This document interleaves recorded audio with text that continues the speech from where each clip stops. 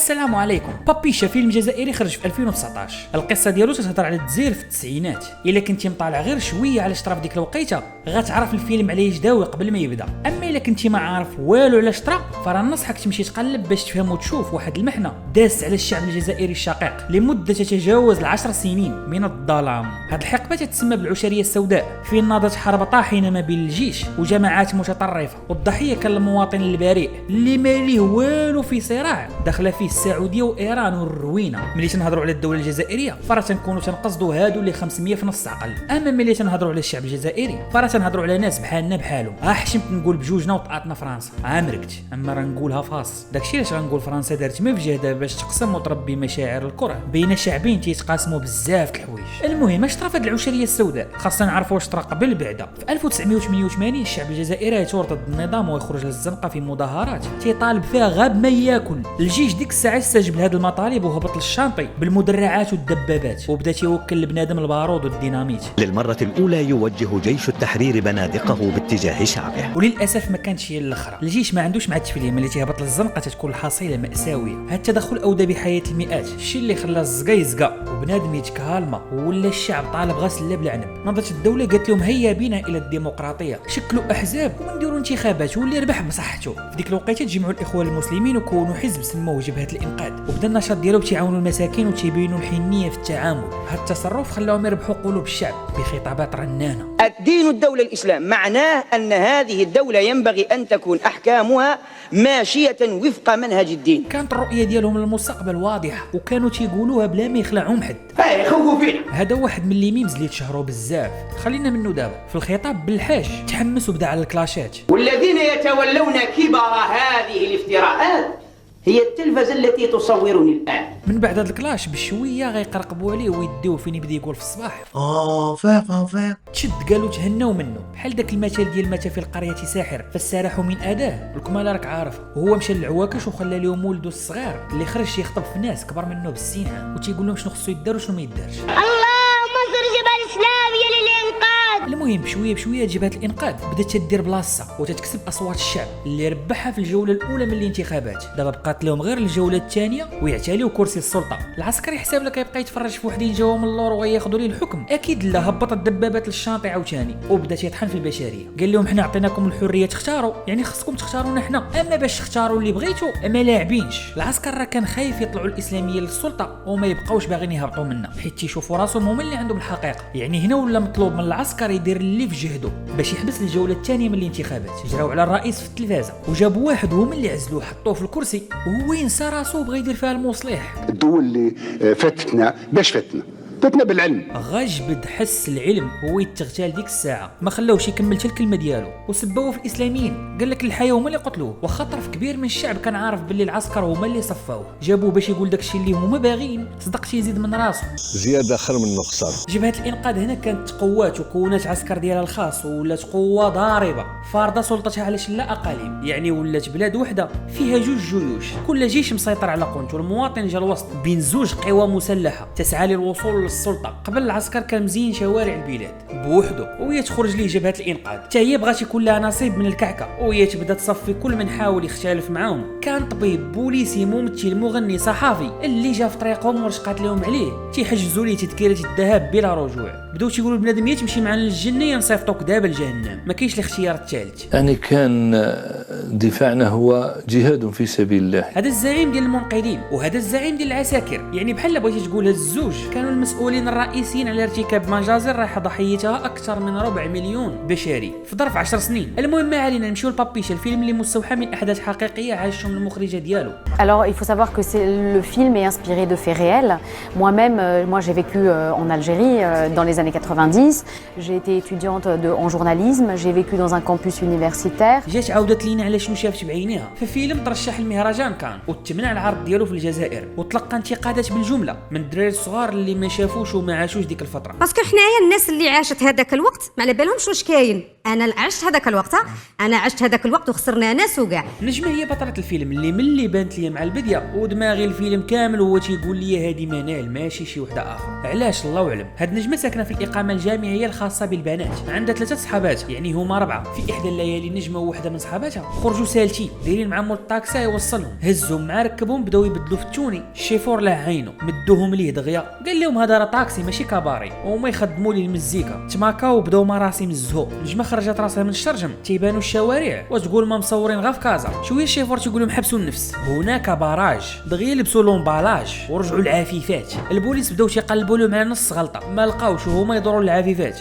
قالوا لهم علاش خارجين في هذا الوقت؟ كذبوا عليه راه راجعين من العرس. تيقول كذبوا وطلقوهم يمشيو، وهما يحيدوا الغطا وكملوا طريقهم للبواط. نجمة جايه حديت ومغزل تزاول تبيع اللبس اللي تتصيب فاشات شمريقله. حتى من بعد عاد غنعرفوا باللي هي باغا تولي ستيليست، داكشي ديال الموضه واللبس. المهم كملت جميع فلوسها وجميع العبارات ومشات هي وعشيرتها يرقصوا شويه. بالصدفه دبروا على من يونسهم. سالات الحفله خرجوا ما لقاوش مول الداكسي حيت كانوا خلصوا ليه غير المزيان، هو مع خلعه البراج ما عاودش شاف في جهتهم. ايوا هما يحصلوا تما. عاوتاني بالصدفه خارجين الشباب شافوهم قالوا لهم نوصلوكم، هزوهم وهما غاديين بداو يتعرفوا على بعضياتهم. نجمة بدات بقصف توم هاردي اللي ما عندوش مع بنات الاقامه الجامعيه واللي ما كانش عارف ديك الساعه باللي راه راكبين معاهم منهم جوج. المهم بغى يقصفها حتى هو وقال لها انت راكي بيان في الجيري، سي لا بروميير فوا نسمع هذه. اغرب حاجه سمع في حياته وحتى انا كذابه. اللي معهود هما كلمات اغاني الشاب رضا الطالياني، وهي هنا راه كتقول هكا يمكن غير زكاره في طوم وصافي. المهم وصلوهم حطوهم داروا راسهم غادي لديورهم، غازدوا الشبان وما يرجعوا العفيفات بدلوا حوايجهم ومشاو دخلوا للاقامه. قبل ما يدخلوا في الحيط شافوا ملصقات تدعي المراه باش تلبس اللباس الشرعي، وهما يجبدوا ماركورات وبداو يرسموا في النهود نعلهم الله. والتحقوا ببيتهم لقاو واحد صاحبتهم ناعسه، بداو يأذنوا لها وقالوا لها نوضي تصلي، راه فات وقت الصلاه. ناضت بلا هوايه يلا غتوجد ماء الوضوء، وهي تشوف في الساعه تلقاها مازال. كيبداو يضحكوا عليها، ضحكوا لعبوا مع بعضياتهم عاد باش لبسوها هبطوا باش يفطروا. لقاو عاوتاني الملصقات. نجمة بدات تقطع فيهم، جلسوا وهي تلتحق بهم عشيرتهم الرابعه. المهم وحده في هادو راه هي المخرجه ديال الفيلم، انا ما عرفتش اش من وحده فيهم. ما علينا. الرابعه جايه مزيزه، سولوها علاش، قالت لهم راه غادا للسفاره ديال كندا. قالوا لها مبروك خديتي الفيزا، قالت لهم لا راه رفضوها لها 7000 مره وغادي تحاول حتى ل 10000. لا ياس حتى تخوي البلاد والوجهه غير مهمه. كندا، مارسيل، وغادوغو، اوزبكستان. وهما داوين تتسمع في التلفازه اخبار ضحايا ما يقع في الشارع. جات المديره شافتهم مصبحين على الاخبار الزينه وهي طفيت التلفازه وقالت لهم يلا فرقوا عنا هاد الجوقه. ناضوا الفتيات نجموا عشيرتها مشاو خلصوا المختار اللي حاضي الباب باش يسهل لهم عمليه الدخول والخروج. هاد المختار مزعوط في نجمه مي هي ما مسوقاش، هو يصدمهم وقال لهم راه غيديروا لكم صور كبير وغيصعب عليكم في المستقبل تختارقوه. بداو يتمرقلوا بيه زعما راه غير تتحلم. المهم باش ما نباتوش هنا غنحاولوا نزربوا شويه. نجمه تتعامل مع واحد المحل تا هو تدفع عليه اللبس، خدامه على راسها تبيعوا وتشراو. جاو خارجين تيبان لها واحد الشاب تيلصق في الملصقات، مشات تحتج عليه هو يقول لها ما على باليش بلي الحيط ديال باك ودفعها. تحني يهز الاوراق وهو يبان عنده فردي وهي تراجع للوراء ما بقاش عندها جهد لتخرج العينين. هربوا خلوه تيلصق اوراق مكتوب فيهم ان لم تغاري على نفسك نحن نغار عليك، ان كنت لا تهتمي لصورتك فسوف نعتني بك ونعم الاعتناء. المهم ما علينا ندخلوا يقراو. الاستاذ تيشرح حتى تم اقتحام القاعه من طرف نساء نسميهم صاحبات الرداء الاسود اللي دخلوا ديريكت في الاستاذ وقالوا لينا على الله قوم يتحدثون لغه اجنبيه ما عرفش من جابوها، ولكن اللي عارف غاعطي البنادم شويه السلطه وتفرج فاش يدير. لبسوا الاستاذ خنشه فوق راسو وداروا ليه يد من الفوقانيه. لولا تدخل الطلاب لتم اختطافه.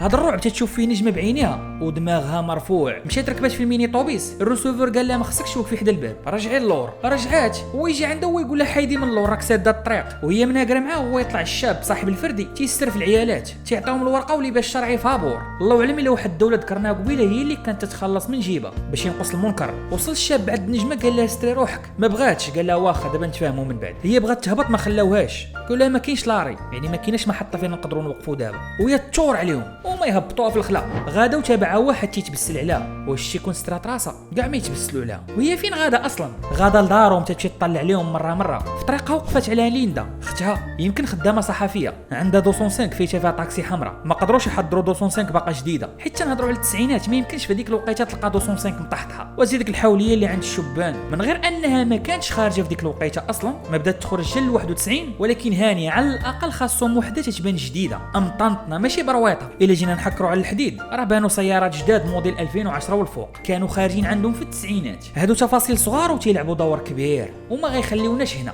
وصلوا الخواتات عند امهم اللي ندور راتها واحد الحيك جاها كادو، وبدات امهم تتوريهم كل شده واش تعني. هذه ديال العزبه وهذه ديال المزوجه وهذه قالت لهم ديال تبلع الفم حيت المراه ما خاصهاش تهضر. ليندا شاف فيها واحد الشوفه ديالها شاد النيفو الحاج. تعاونوا العويتقات سيقوا الدار. نجمه شافت الساعه بان لها وصلت وقت لافاك، لبسات معاه خرجات، لقات وحده في الباب قالت لها وين راهي ليندا؟ كلماتها لها ومشات. تتمشى تسمع صوت القرطاس تتكلم، بلا ما تلفت فهمات باللي خسرات اختها، حيت هذه هي الطريقه اللي كانوا تيديروا. السلام عليكم، كاين فلان، تتكلم وليه تيتيري فيه بدم بارد وقال لك هذا اسمه جهاد في سبيل الله. في أكتوبر عام 93 تجمع المئات لتشييع إسماعيل يفصح، وهو مقدم برامج في التلفزيون. هذا كان مقدم في التلفزيون، قطعوا لي بي الي بلا روتور. ما علينا، نرجعوا للنجمه اللي دفنت اختها ودخلت في حالها هستيريه. مشات تحفر على الباربه، قلت صافي تسطات، وهي راه تتقلب على باربه صالحه باش تصبغ الحيك ديال اختها بالحمر. مشات عند صحاباتها وقالت لهم باللي غدير ديفيلي خاص بالحيك، داو على قد عقلها. هي بدات تبيع سلعتها وتجمع فلوس الديفيلي اللي يمكن ديروا تكريما لروح اختها. تلاقات مع العاشق، اختلوا ببعضياتهم، ما كانوش شي مشاهد اللي ماشي ليه. قال لك الشيطان ثالثهما، الا كتنصلوا ديال الشيطان. المهم العاشق اللي اسمه المهزي كان مشجعها على الفكره. سالاو العشق،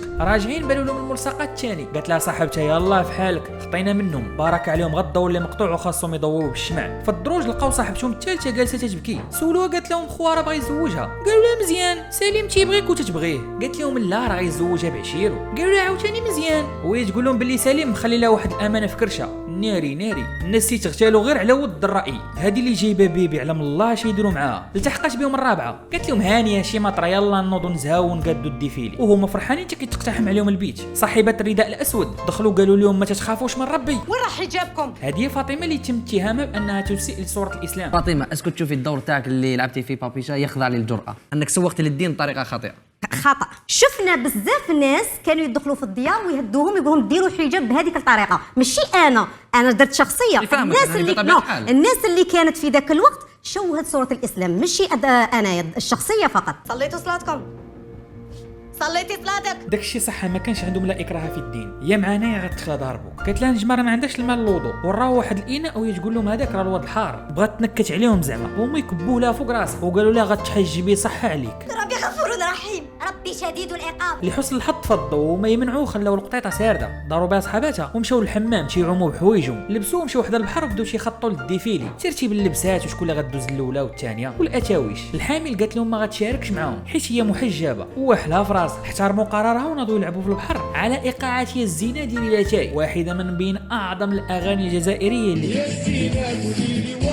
فتيات الاربعه سالوا اللعب وجلسوا في مشهد بحال فايتشايفينو في شي بلاصه كاين شويه الشبه. المهم عاودوا تلاقاو العشاق معاه يزيدوا طون، بقى تيشوف شي دريات واقفين في الزنقه وقال عليهم فاسقات قتلونا بالعرا. قالت لي نجماش من عرا، راه لابسين عادي. وهما يدخلوا في بيف ثاني. المهدي تدخل وقال لهم بدلوا الموضوع، ولكن هما بقاو مكلاشين. وهو يقول لها طون واقيلا ما عندكش لا تيلي انتيا. هي راه راسها قاصح ما تسكتش، والمهدي معاها في صفها. شويه شافت راسها تزمط بغات تهبط، طوم هو ينقص قال لي هو اللي غيهبط. عاوتاني هذا المشهد فكرني في هادو. المهم طوم والفرده ديالو هبطوا وخلاو العشاق مشاو يختالوا ببعضياتهم في مشهد بحال كيف داروا هادو بجوج تماما. كانوا ناشطين حتى قال لها المهدي البلاد ما فيها ما يندار، يلا بينا على فرنسا. نجمه رفضات وقالت ليه بلادي انا موت عليها وفيها. طلعت ليه الدم قال لها الله يطليك بها. الكير راه نايضه وكل شيء باغي يمنع الا هي والشاب حسن الله يرحمه. بزوج كانت روحهم مهدده ومع ذلك صموا يتحدوا الحقيقه. ببالغ الحزن والاسى اعلنت مصالح الامن ان المغني الوهراني شقرون حسني البالغ من العمر 26 سنه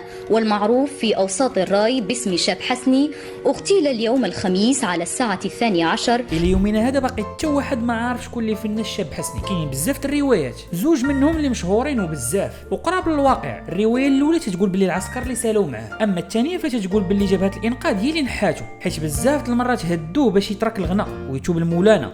وجاء في احدى صفحات هذا الكتاب ما يلي: في إحدى الأمسيات بينما كان الشاب حسني جالسا أمام بيته تقدم إليه شاب من جماعتنا ووضع مسدسه فوق رأسه وطلب منه الكف عن الغناء، فما كان من الأخير سوى أن توجه إلى مركز الشرطة من أجل تقديم شكوى، لكن محافظ الشرطة المسؤول عن هذا المركز نصح الشاب حسني بالسفر إلى الخارج لأنه لم يكن بمقدوره ضمان حماية أمنية له. البوليس كانوا تينصحوه يخوي البلاد ويكمل حياته على برا، ولكن هو اختار يكملها في بلاده كيما دارت نجمه اللي فرات في مهدي وقالت ليه ينوض يوصلها هو مربي ما خسرش لها، دا حطها جات داخله بان لها الصور كمل وما عندهاش كيفاش تدخل من غير تندى على المختار. جا قالت ليه نخلصك وحل، قال لها خلاص ما بغاش نقدا، ما عنده ما يدير بالفلوس. سولاتو علاش بغا، قال لها ديري افتتاحيه وارده، ما فهماتش. قالت لي وداها حل ونتفاهموا. حل دخلها شدها من يديها وجرها للبرتوش داها وبغى يتعدى عليها، عضاتو ومنعات خايفه وتترجف. ويلا كان قال لها المهدي هيا بينا نغيروها من هنا، وهي معكسه مشات مدعوقه بدات داكشي اللي خدمات وبدات تشرك قطع.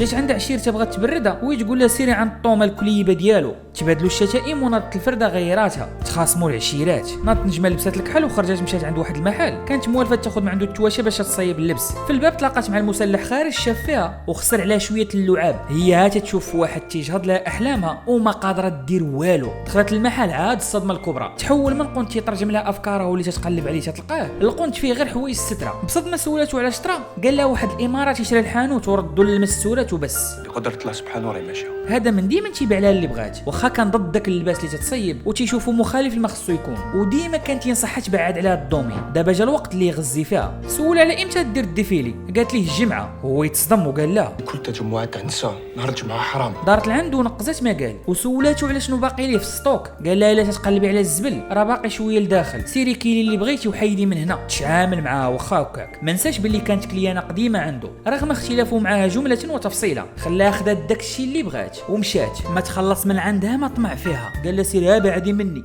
بعدي مني. هالعار كانت غادا تترسم في الطاكسي تتيبان لها بنادم مغط في الشانطي. سولات عرفات، خربقات الرسمه وتخنقات. وباز الناس اللي عاشوا هذه المعاناه. عند نجمه القصه مازال ما كملات. مع جايه داخله قالها المختار باي باي ديفيلي. مشات تجري للبيت لقاتو ريب ضاع الحلم. جات المديره قالت لها الله يعوضك ما بقى ديفيلي. هزت المقص وقصدت المختار كانت غتسالي معاه. قال لها البنات اللي داروها تعصرات عليه ما ترخات حتى شافت وجه الفرده مضروب بفرده. طوم صدق ملاكم تيعرف يصرع الماكياج. ما عاد جيت تغبن وتعترف باللي نجمه كان عندها الصح. جات الحامل قالت لهم خليونا من الدراما غيتعاونوا ويديروا الديفيلي، وهي تنازل على مبادئها وغدوز هي بالروب ديال المارياج. حيات لهم الامال وناضوا مشاو تيطلبوا المديره اللي بززوا بعد تفكير عميق وافقات يندار داكشي ولكن بلا اشهار. يدوز حسي مسي طاروا بالفرحه ومشاو يتجاراو وتقادوا وجدوا العرض الاسطوري. بدا كلشي كان غادي مزيان. المديره ناشطه استعرضوا كاع داك التخربيقه اللي صمات المصممه اللي التصميم ديالها وداك التخراج العيني اللي فيها غيسالي من لا يطفى الضوء على غفله. وغيدخلوا اصحاب السكينات وغيبداو يفرغوا اللوت في كاع اللي كاينين في القاعه. نجمه نوضت العوافي وهربات. تبعها واحد لقات باب مسدود اللي بدات ما تشدات. وفين هي دابا ديك سخونيه الراس ولات تقول يا ربي غا هاد المره وما نعاودش. بردوا الاوضاع من بعد فتره ورجعوا لبيتهم. تزقلات هي وزوج من صحاباتها. مشات هذيك اللي كانت باغا تخوي البلاد كانت تقول كي كندا كي اوزبكستان. المهم ما تبقاش تما وتحقق لها ما بغات. نجمه سعرات ودوك شويه اللي شاطوا جمعوا حوايجهم وخرجوا. البطاله غتقطع شويه من شعرها وخرجت جابت ورده وغرساتها في واحد القبر. امها جات واساتها وهما جايين راجعين للدار لقاو الحامل مرشومه في جبهتها غالبا رشم اخوها حيت تزقلات من الموت ويجري عليها. فما لقات غير عشيرتها اللي مع شافتها فرحات بها وبالبيبي اللي تحرك لاول مره في الكرش. وتخيلت غيطرى من بعد. سال الفيلم طلعت الكتبه النهايه كما خلاوها هما اما قعوره ولكن هانيه. المهم عشنا معهم واحد شويه من بزاف المعاناه.